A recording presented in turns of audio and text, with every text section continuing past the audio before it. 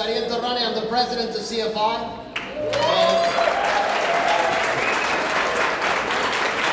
It's wonderful to see you all. I'm hoping you're having a wonderful time. I know I have. And we're only halfway through the conference. I hope to talk to you individually more and more. I hope some of you come to my class tomorrow also. But today is a very, very special time, and I'm thrilled. And I'm sorry, but I'm going to give a little speech because we have a very, very special guest with us. And I just met him, but I already like him a lot. His name is Mariano Cuéllar. He is Justice of the California Supreme Court. He began serving in January of this year.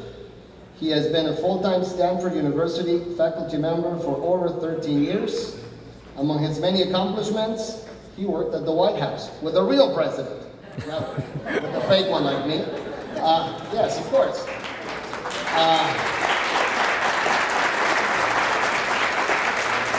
He's a naturalized U.S. citizen, just like me. He was born in Mexico. His Spanish is impeccable. I tested him. He didn't know, but I tested him. He speaks Spanish beautifully. I was shocked at how young he is. Look at him. And I found out also that he jogs just like I do, although he's much thinner than I am, so I guess he runs better than I do. He has 2 small children, and he likes baseball, and I hope this is only the beginning of a long, long relationship. It's really a privilege, an honor, and a pleasure to introduce you, Justice. Thank you for that very kind introduction. It's terrific.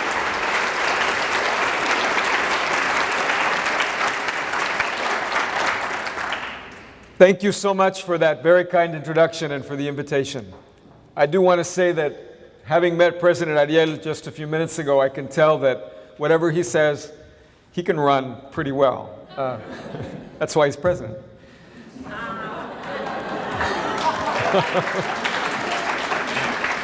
You know, I'm also grateful because it's a big honor to be here with you and to share this opportunity to talk about language access, which is something you care a great deal about, and I do as well. It's also a chance for me to make better memories of this particular part of Oakland, because this hotel, in fact, probably this ballroom, is where I took the bar exam years ago. That's not a very happy experience, so this already I'm feeling a lot better. You hear words like good morning, 안녕하세요, buenos días. These are some of the languages that Californians speak. These are some of the languages, along with American Sign Language and many others, that Californians use every day. And thanks to so many of you, these are some of the many languages that our judiciary must understand. You know better than anyone that language is essential to understanding. But understanding takes more than mere superficial knowledge of a language. A few years ago, I visited my son's preschool. As was often the case, I asked him a question in Spanish. I haven't given up hope that he will learn Spanish, and he's learning Spanish. So I said to him, ¿Qué quieres hacer ahora? He answered, but then he looked over and saw his teacher, and he went over to the teacher because he felt compelled to explain why his father was speaking to him in Spanish. This is what my son said. He wants me to learn Spanish, but also my dad only knows a little bit of English. I think I needed an interpreter there. Perhaps it would have been more apt for him to say, my father only knows a little bit, because trying to fully understand any language, certainly trying to interpret it in real time, can be profoundly humbling. It has been humbling too for me to join the judiciary. This is not something I ever expected would happen. About 10 months ago, I was sworn in as a member of the California Supreme Court. Shortly thereafter,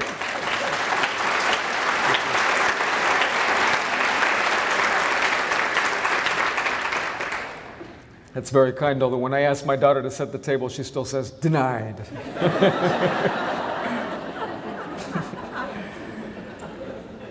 The ink wasn't even dry really on my having my certificate that said that I had won my retention election when the Chief Justice called me and she asked me to chair the Language Access Task Force for implementation. That was a huge honor for me, and that was also humbling.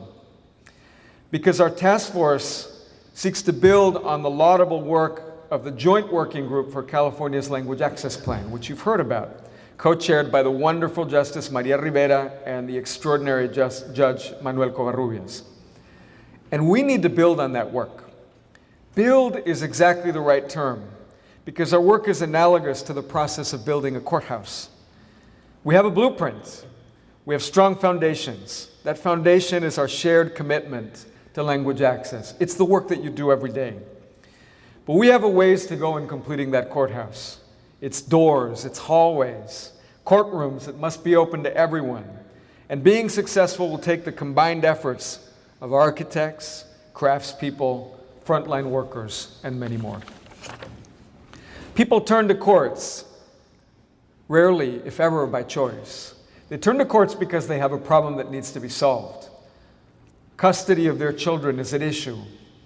Guilt or innocence. A landlord-tenant dispute. Protecting him or herself from harm. Our justice system must provide a place for everyone to protect themselves and for the fair resolution of disputes. Our strategic plan for language access provides a consistent approach to make sure language access is not a barrier to people who need to use the courts. The plan envisions that language access will become part of the core of court services, as essential as turning on the lights in a courtroom. Court interpreters, with the right training, with the right preparation, are crucial as we try to illuminate what would otherwise be dark and listen to what would otherwise be silent. For over 4 decades, our state constitution has been unequivocal. It explicitly provides that criminal defendants who cannot understand English are entitled to an interpreter. People ask me sometimes, why is this such a crucial moment for language access? I can give them many answers, but one of the answers I give them is that now, it's not only our state constitution that is at issue.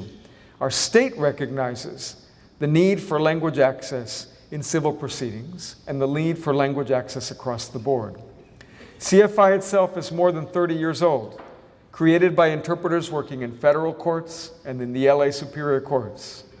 As we now work together to seek to ensure language access in all court proceedings, it is clear we have come very far in the intervening decades, but we have more to do. Expanding access to court interpreters is a crucial part of the larger whole. We will need to consider, to understand, to plan, to allocate resources so that every part of this plan becomes a reality. Let's talk about the context. To build an even stronger capacity for language access, we need to understand that context. That context is defined by the size and scale of California. 164,000 square miles, 39.5 million people. California is the most diverse state in the country, bar none. Roughly 20% of our residents, about 7 million people, speak English less than very well. That number constitutes nearly 30% of the total US limited English population, about as big a number as the limited English population in Texas, Florida, and New York combined. Approximately 40% of Californians speak a non-English language at home. I'm among them, covering more than 200 languages and dialects. My daughter would say that some of the languages we speak at home include a language called parent, which she'd rather I didn't know how to speak. These languages are dispersed throughout the state, and the LEP population is growing at a staggering rate.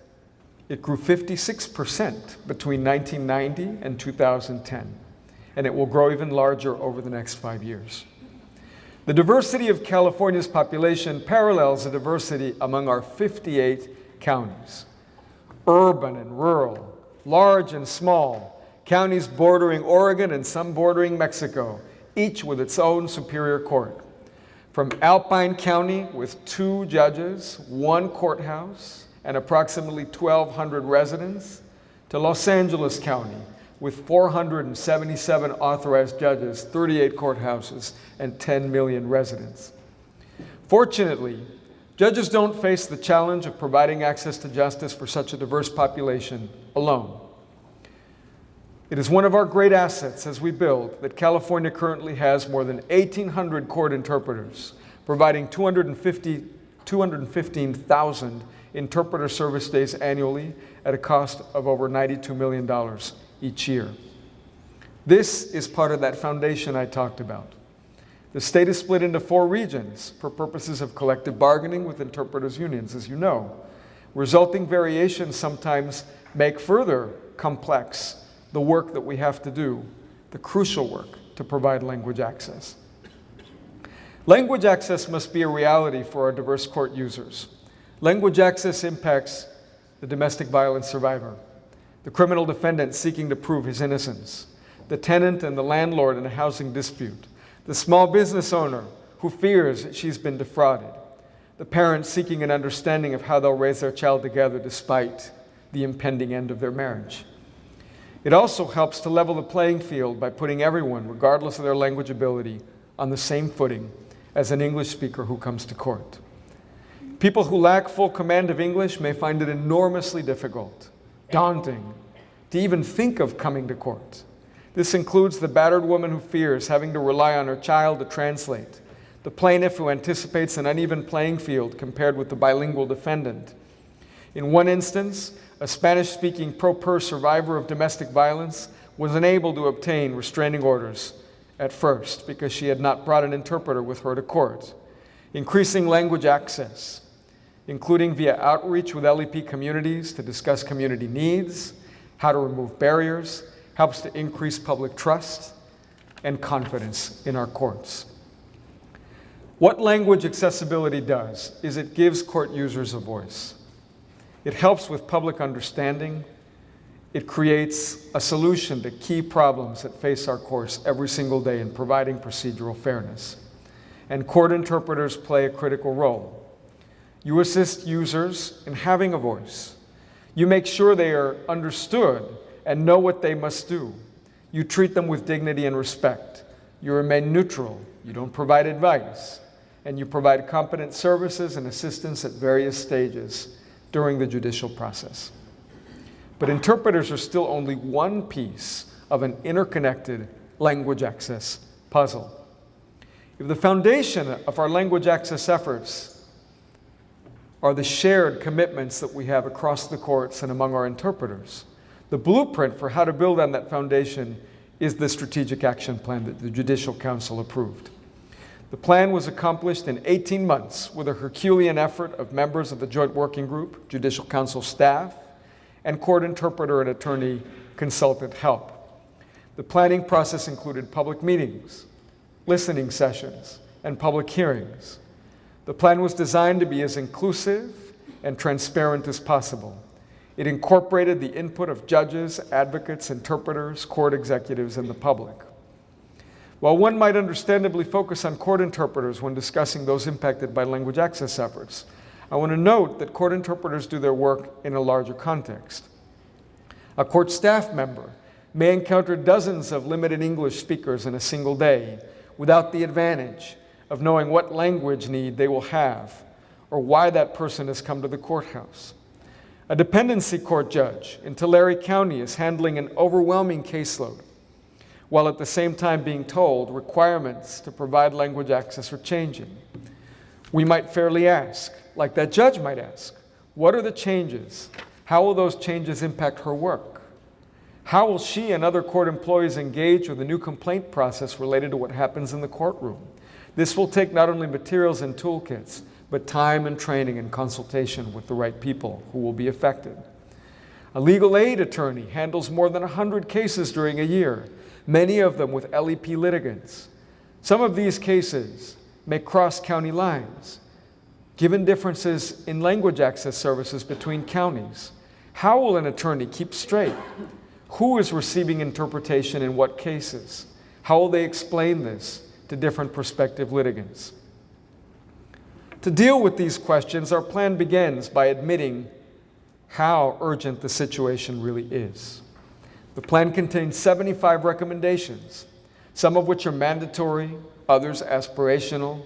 They run the gamut from granular, such as preparation of bench cards for judges, to institutional, such as advocacy for sufficient funding, something that takes time and determination and patience and persistence. Prior to 2015 in California, court interpreters were provided for LEP court users in criminal cases, but only a very limited range of civil cases. Our outreach demonstrated the pressing, urgent need to change, a desperate need to expand services to other particularly critical proceedings: domestic violence, family law, unlawful detainers, guardianships. This is not going to surprise you. In these proceedings, LEP court users must often rely on family members, on friends, even opposing parties to communicate with the court, carrying a high risk of inaccurate interpretations, not to mention serious conflicts of interest. In one case, for example, an Arabic-speaking woman seeking to maintain access to the family residence was faced with this prospect of having to rely on her husband's family to interpret. That's not right. To ensure comprehensive access, the plan recommends an expansion, gradually, picking up speed, of court interpreting services to all civil proceedings, and an expansion of help outside the courtroom, so that by 2020, LEP court users will have equal access in the judicial system.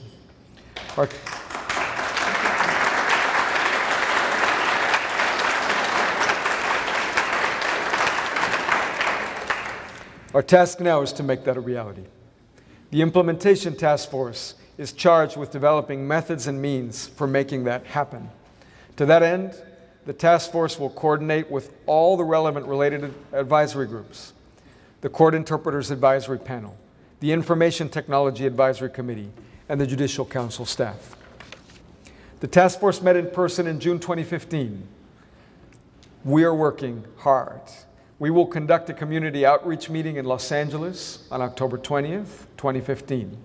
We've set up 4 different subcommittees to help with implementation: budget and language access plan monitoring, technological solutions, translation, signage, tools for courts, and language access education and standards. To be honest, the task force will have to confront various challenges in implementing the plan. One, which is not going to surprise you, is funding. The truth is, paying for full expansion of interpreter services cannot be achieved overnight. We want to make sure that we maintain funding for our other court services, including current interpreter salaries. The task force has already begun work on efforts to secure funding from the legislature for our courts for these purposes.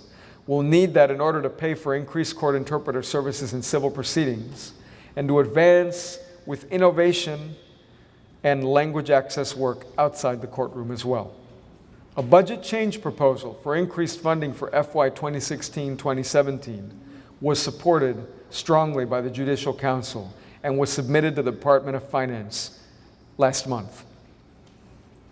We will continue to follow and shepherd this BCP very closely as it moves through the legislature and the governor's budget process.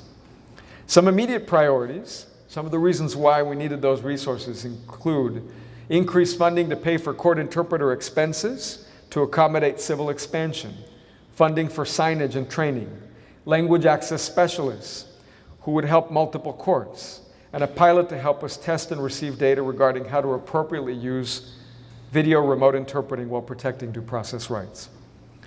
People are at the heart of the language access process, but technology can also potentially help.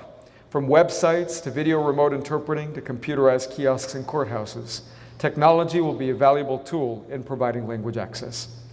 The Joint Working Group discussed the appropriate use of video at great length. It concluded that we should include language in the LAP to make it clear that when considering the use of VRI, the quality of interpretation is absolutely paramount.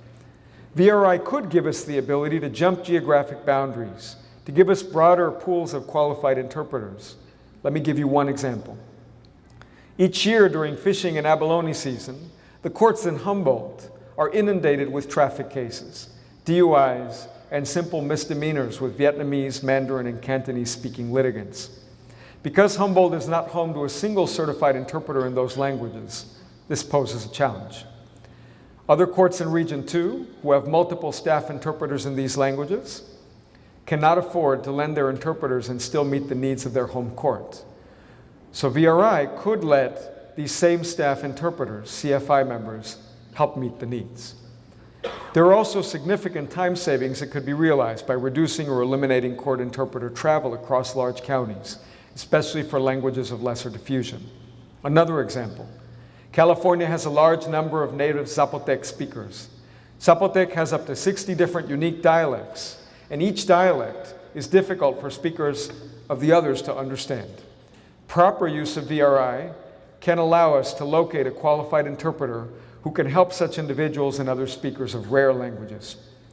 The Task Force's Technology Subcommittee is currently in the early planning stages of a multi-phase spoken language pilot, which will allow us to identify the costs and the benefits of VRI and whether or not there is a toll in due process. Learning is absolutely crucial so that whatever we do protects a fair process and takes into account the concerns of real people. Education will be another way we strengthen the edifice of justice. The plan calls for training of judicial officers and court staff on language access issues. This includes understanding what LEP court users face, the challenges of serving as court interpreter, and becoming aware of the plan's objectives. The plan recommends, too, that Judicial Council staff work with the courts to identify standards of language proficiency for specific points of public contact with the courthouse, and develop and implement an online training program for bilingual staff who can help outside the courtroom. Easy to understand signage is essential to help LEP court users navigate the courthouse. Printed materials can be augmented by dynamic signage, such as those present in airports and railway stations, allowing courts to more easily update information in multiple languages. And we also envision creation of a toolkit for courts with key documents or resources, such as a notice for the public in multiple languages or bench cards for judges to help provide guidance. Even after adoption of the plan, even after we start all this work, we must continue to educate ourselves, to collaborate with the bar and with court interpreters. As we expand into other types of civil matters, for example, we will have to train interpreters on those other areas of law. Attorneys and court interpreters are instrumental to providing limited English proficient court users with access. The task force will continue to work in a transparent manner. We'll use public meetings to share LAP information progress. It will identify, whenever possible, these plans that we're making, any ongoing issues or concerns with the courts, and we'll also highlight innovative solutions that are taking place right now. For example, the Los Angeles Superior Court has made extensive progress over the past 2 years to provide court interpreters to LEP court users free of charge in many civil matters. We need your engagement. You'll be able to follow our progress by checking the California Court website. No speech would be complete without my citing a web address, so here we go. www.courts.ca.gov/languageaccess.htm. You can invite colleagues to attend our October 20th community outreach meeting in Los Angeles, or listen to the live broadcast on the California Courts website. Through all this and more, you can help us. You can read the language access plan and encourage your colleagues to do so. You can work closely with local courts to assist judges and court staff with LAP implementation and monitoring. You can continue the dedication to excellence that so fundamentally needs to define all the work we do in language access. Before I turn back to convincing my son that I know at least a little bit of English, I want to admit to you something that I wish were not true, and that is that this is going to take time.